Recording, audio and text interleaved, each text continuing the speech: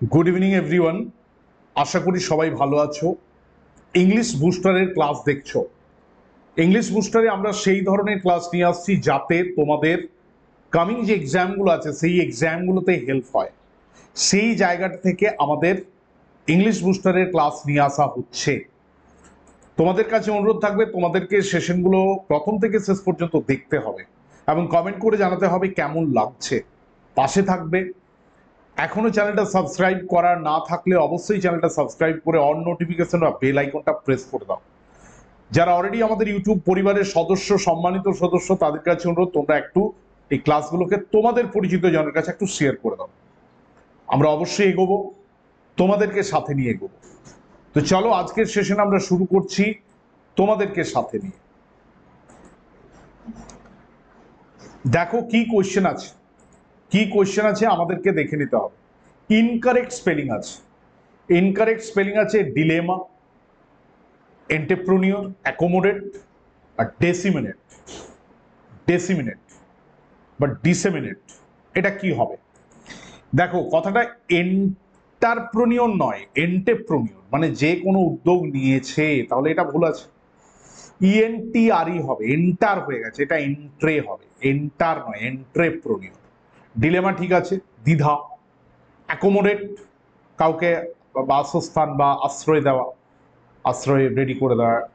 Disseminate information দেওয়া, তাহলে এটা এন্টারপ্রেনিউর। আবার বলছে এন্টারপ্রেনিউর নয়, এন্টারপ্রেনিউর। নেক্সট দেখো কি রয়েছে, নেক্সট কি রয়েছে, synonym of condemn.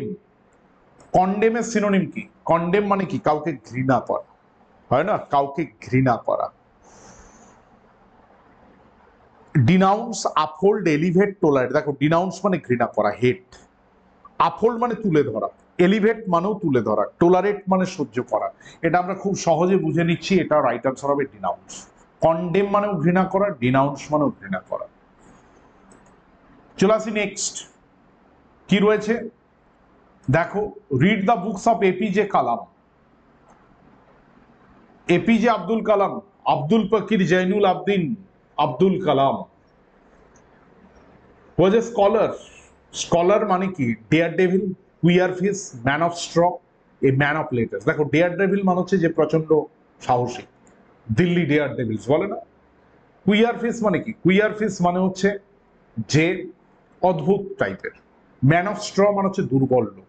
R man of letters মানে হচ্ছে, হ্যাঁ, যারা পণ্ডিত, স্কলার। ম্যান অফ লেটার মানে ওই পোস্টমাস্টার বা ইয়ে নয়।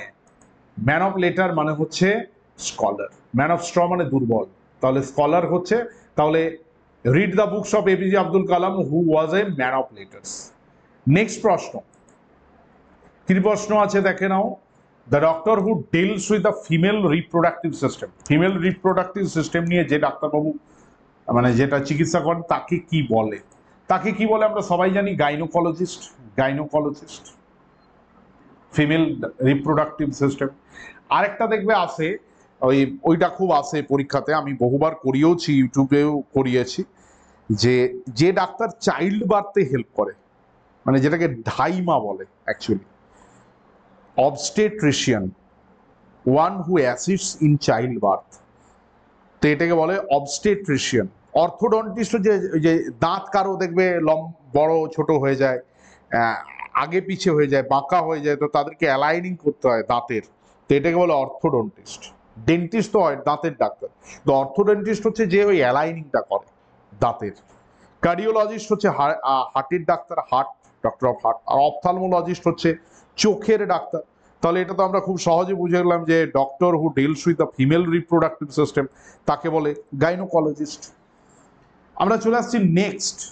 নেক্সট কি আছে দেখে নাও, নেক্সট কি আছে। নেক্সট আছে কারেক্ট স্পেলিং আছে, কংগ্রিগেশন, কংগ্রিটেশন, কংগ্রিগেশন, ক্যাংগ্রিগেশন, কংগ্রিগেশন। এটা right answer congregation, option B. Right answer কি হবে? হ্যাঁ, option B, congregation. Synonym of condemn, এটা তো একটু আগে করলাম, এটা ডিনাউন্স। দেখো আফোল্ড মানে তুলে ধরা, এলিভেট মানে তুলে ধরা, টোলারেট মানে সহ্য করা। The act of process from going from simple to basic to complex to advance. ভালো প্রশ্ন, ভালো করে বুঝতে হবে। যে প্রসেসটাতে সহজ থেকে জটিল হয়, বেসিক সাধারণ থেকে অসাধারণ হয় তাকে কি বলে? উইদার, ইভলিউশন, এননোবেলমেন্ট আর ফ্লারিশিং। উইদার মানে তো শুষ্ক হয়ে যাও, ইভলিউশন মানে বিবর্তন, এননোবেলমেন্ট মানে হচ্ছে কোনো জিনিসকে নোবেল করা, মহান করা। অতটা মহান নয়, রাজনৈতিক নেতাদের তাদের যারা ওই চেলা চামুন্ডা আছে তারা দেখবে তাদের দাদা দাদা যাই করুক, যত খারাপই করুক, তো সেটাকে ও এননোবেলমেন্ট করে। তো এননোবেলমেন্ট মানে হচ্ছে মহান করা, ফ্লারিশিং মানে যেটা বিকশিত হয়। তো এটা খুব সহজ, এটা ইভলিউশন মানে বিবর্তন। আজকে মানুষের কথাটাই দেখো না, আজকের যে মানুষ এত আধুনিক, যে মানুষ এত বুদ্ধিমান, সেই মানুষ কিন্তু একদিন গাছের ডালে ঘুমতো, কাঁচা মাংস খেত, আগুনের ব্যবহার জানতো না, চাকার আবিষ্কার হয়নি। বন্য প্রাণীদের সাথে জঙ্গলে বাস করতো, সেখান থেকেই হলো চাকার আবিষ্কার, হলো আগুন তৈরি হলো, আগুনের ব্যবহার শিখলো। তারপরে কি হলো, মানুষ আস্তে আস্তে সভ্যতা সৃষ্টি করলো। আজকে মানুষ নিজের রেকর্ড নিজেই ভাঙছে। তো এটাই ইভলিউশন, এটাই বিবর্তন। নেক্সট আছি, the author's writing style is characterized by its poetic language. একজন লেখকের লেখাটা পোয়েটিক ল্যাঙ্গুয়েজ হয় বিভিন্ন রকমের। রবি ঠাকুরের লেখাগুলো যদি পড়ো, তুমি যে কোনো বড় রাইটার, উইলিয়াম শেক্সপিয়ারের যদি ম্যাকবেথ পড়ো, হ্যামলেট পড়ো, কিং লিয়ার, অথেলো পড়ো, তুমি দেখতে পাবে এটা অন্য রকমের poetic language. Fair is foul, foul is fair. William Shakespeare ম্যাকবেথে লিখছেন আজ থেকে 500 বছর 600 বছর আগে। আজও সেই অ্যাপিয়ারেন্স ভার্সেস রিয়েলিটি নিয়ে আজকেও কি ভয়ঙ্কর তার প্রাসঙ্গিকতা, হয় না? রবি ঠাকুরের লাইনগুলো, চোখের আলোয় দেখেছিলাম চোখের বাহিরে, চরণ ধরিতে দিও গো আমার এই নিও না সরায়, আগুনের এই পরশমণি ছোঁয়াও প্রাণে। প্রতিটা লাইনের মধ্যে, রবি ঠাকুরের লাইনের মধ্যে একটা অন্য রকমের বিষয় আছে। এই পোয়েটিক ল্যাঙ্গুয়েজকে কি বলে? Simple language, lucid language, prosaic language, lyrical. দেখো, সিম্পল মানে সাধারণ, লুসিড মানে হচ্ছে খুব মানে খুব সাদা মাটা একটা ল্যাঙ্গুয়েজ, প্রোজাইক মানে ডাল, মানে আনইমাজিনেটিভ, কোনো ইমাজিনেশন বা এইসব নেই, না, এটা লিরিক্যাল ল্যাঙ্গুয়েজ হবে। লিরিক্যাল, পোয়েটিক মানে লিরিক্যাল, লিরিক্যাল। একটা একটা গান, একটা একটা একটা অন্য রকমের ছন্দের মতো থাকবে। তো সেটাই। চলে আসি নেক্সট, কি রয়েছে, কি রয়েছে দেখো। শ্রেণী অফ ইমিউন, ইমিউন কথাটার মানে হচ্ছে কাউকে কোনো বিপদ থেকে রক্ষা করো, তো এটা রেজিস্ট্যান্ট হবে, রেজিস্ট্যান্ট না, সেফ, ভেরিয়েবল, অ্যাসলিপ হবে। ইডিওমিক, গ্রেন অফ সল্ট, খুব interesting, means exaggerated, not completely true, trendy, meticulous in taking salt, useful. অনেকগুলো, হ্যাঁ, ট্রেন্ডি এটা এ হতো, sorry, A B C B, ঠিক আছে। গ্রেন অফ সল্ট ভালো করে বুঝতে হবে। গ্রেন অফ সল্ট মানে কি?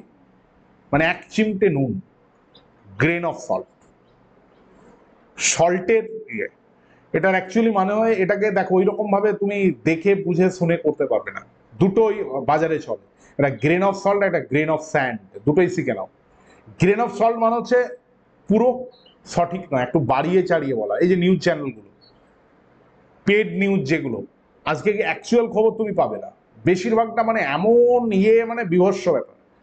ইডিয়ম হচ্ছে grain of salt means exaggerated, not completely trendy, meticulous in taking salt, useful and worthy. এটা রাইট আনসার, খুব সহজেই আমরা বুঝতে পারছি। এটা হচ্ছে exaggerated, not completely true. Exaggerated, not completely true মানে একটু বাড়িয়ে চাড়িয়ে বলা হয়েছে, পুরোটাই সত্যি নয়। অনেকে দেখবে জল মেশায়, বলে না জল মেশাচ্ছে। আর গ্রেন অফ স্যান্ড মানে হচ্ছে খুব সাধারণ, মানে গুরুত্বহীন, সামান্য, tiny, small information. It's not very much useful, it's very little. তাহলে দেখো 120 কোয়েশ্চেন আমরা কমপ্লিট করলাম। আমি আবার বলছি, আমাদের টার্গেট টু 1000 কোয়েশ্চেন। এটা কমপ্লিট হবে তখনই যখন তোমরা পাশে থাকবে, তোমাদেরকে সাথে থাকতে হবে। অনেকেই আছে ক্লাস করে কিন্তু চ্যানেলটা সাবস্ক্রাইব করে, অবশ্যই চ্যানেলটা সাবস্ক্রাইব করতে হবে। আমি চাই একটা রেগুলার প্র্যাকটিসের মধ্যে থাকবে, রেগুলার প্র্যাকটিস হতে থাকবে, হ্যাঁ, করতেই হবে, সেই জায়গাটা খুব দরকার। বাকি আমাদের তো ক্লাস চলছে এবং ক্লাস চলবে, তোমাদেরকে সাথে নিয়ে চলবে, তোমাদেরকে পাশে নিয়ে চলবে, তোমাদেরকে দেখতে হবে। এটা আমি প্রত্যেককে বলছি, একটু শেয়ার করে দাও। অনেক বন্ধু বান্ধব আছে যারা প্রিপারেশন নিচ্ছে, তাদের কাছে এই ক্লাসগুলো পৌঁছালে, রেগুলার দেখলে একটা হ্যাবিট তৈরি হবে এবং অনেকটাই হেল্প হবে। এটা আমি প্রত্যেকের কাছে, প্রত্যেককে এটা আমি বলতে চাই বা বলছি, অবশ্যই এটা কর, তাহলে প্রত্যেকের ক্ষেত্রেই সেটা ভালো হবে। এটা আমি জানিয়ে দিলাম বা এটা আমি বলে গেলাম। প্রতিদিন রাত্রি 9টা মানেই হচ্ছে ইংলিশ বুস্টারের এই ক্লাসগুলো আসছে। দেখো, দরকার হলে খাতায় তুলে নাও। 120 কোয়েশ্চেন উই হ্যাভ কমপ্লিটেড। যার যেটা মনে হবে কমেন্টে লেখো। আজকে এখানেই রাখছি, দেখা হচ্ছে আবার পরের দিন ঠিক রাত্রি 9টায় এরকমই সুন্দর কোনো ক্লাস নিয়ে তোমাদের সাথে দেখা হবে। ততক্ষণের জন্য বিদায় নিলাম। সুস্থ থেকো, ভালো থেকো, সাবধানে থেকো, প্রিপারেশন চলতে থাকুক, ইংলিশ বুস্টারের ক্লাস দেখতে থাকুক।